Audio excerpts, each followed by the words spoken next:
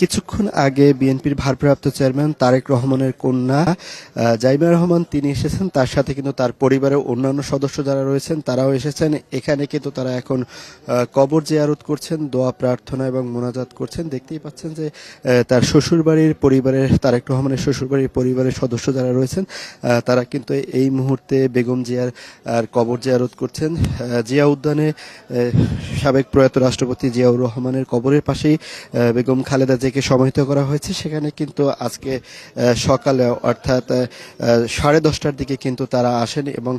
তাদের আশাকে কেন্দ্র করে এখানে প্রশাসনের নিরাপত্তা ব্যবস্থা সেটি কিন্তু আগের থেকে আরো জোরদার করা হয়েছে।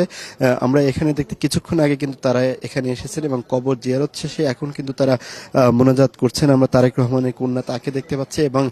তারেক রহমানের শ্বশুরবাড়ির অন্যান্য সদস্য যারা রয়েছেন তারাও কিন্তু এখানে রয়েছেন। এখন কিন্তু তারা মোনাজাত শেষ করলেন, এখন মোনাজাত শেষ করলেন এবং তারা এখানে আরো কিছু সময় থাকবেন। আমরা তেমনটি কিন্তু জানতে পেরেছি, যেহেতু জানেন আজকে শুক্রবার দিন বিভিন্ন রাজনৈতিক দলের নেতৃবৃন্দ তাদেরও কিন্তু আজকে আসার কথা রয়েছে এবং বিএনপির সিনিয়র কেন্দ্রীয়বৃন্দ এবং কেন্দ্রীয় নেতা যারা রয়েছেন তারাও কিন্তু আজকে আসবেন। জুমার নামাজ শেষে অনেকে আসার কথা রয়েছে এবং তারা আগেও কিন্তু আসার কথা রয়েছে এবং এই তারেক রহমানের কন্যা এই তার দাদির কবর জিয়ারত করতে আসাকে কেন্দ্র করে এখানে প্রশাসনের যে নিরাপত্তা ব্যবস্থা সেটি আমরা দেখতে পেয়েছি যে একদম প্রধান সড়ক থেকে কিন্তু এই জিয়াউর রহমানের মাজারের আগ পর্যন্ত কিন্তু নিরাপত্তা ব্যবস্থা জোরদার করেছে এবং সাধারণ মানুষ যারা রয়েছেন তাদের কিন্তু এখান থেকে সরে যেতে বলা হয়েছে, অর্থাৎ নিরাপত্তা যাতে কোনো ধরনের বিঘ্ন না ঘটে সেই বিষয়টি কিন্তু তারা নিশ্চিত করেছেন এবং কিছুক্ষণ আগেই কিন্তু তারা এখানে এসেছেন এবং ফুলের শ্রদ্ধা নিবেদন শেষে তারা কিন্তু বেগম খালেদা জিয়ার কবরের পাশে দাঁড়িয়ে তারা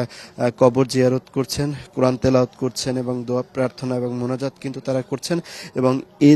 তাদের আজকে সকালের মধ্য দিয়ে তৃতীয় দিনের মতো কিন্তু সর্বসাধারণের জন্য আজকেও উন্মুক্ত রয়েছে বেগম জিয়ার যেখানে সমাহিত করা হয়েছে জিয়া উদ্যানে প্রয়াত রাষ্ট্রপতি শহীদ জিয়াউর রহমানের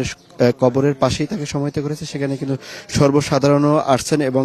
আজকে সারাদিন গতকালকেও আমরা যে চিত্র দেখেছি যে এখানে বিভিন্ন শ্রেণী পেশার মানুষ কিন্তু এসে তারা প্রার্থনা করছেন, দোয়া মোনাজাত করেছেন, কিন্তু আজকেও সকাল থেকে আমরা সেই চিত্র দেখতে পেয়েছি এবং প্রধান সড়কে কিন্তু বিএনপির অসংখ্য মানুষ তারা কিন্তু অপেক্ষমান রয়েছেন, অর্থাৎ তারেক রহমানের কন্যা এখান থেকে বের হয়ে যাওয়ার পরে তারা এখানে ভিতরে প্রবেশ করবেন। এছাড়া বেলাগরের সাথে সাথে কিন্তু এই মানুষের স্রোত সেটি আরো বৃদ্ধি পাবে এমনটা কিন্তু ধারণা করা যাচ্ছে। এখানে তারেক রহমানের কন্যা যেমনি রয়েছেন সেমনি তার শ্বশুরবাড়ির অন্যান্য সদস্য তারাও কিন্তু রয়েছেন এবং এই কবর জিয়ারত তারা করছেন এবং পাশেই কিন্তু আমরা দেখতে পাচ্ছি যে কোরআন তেলাওয়াত করছেন কয়েকজন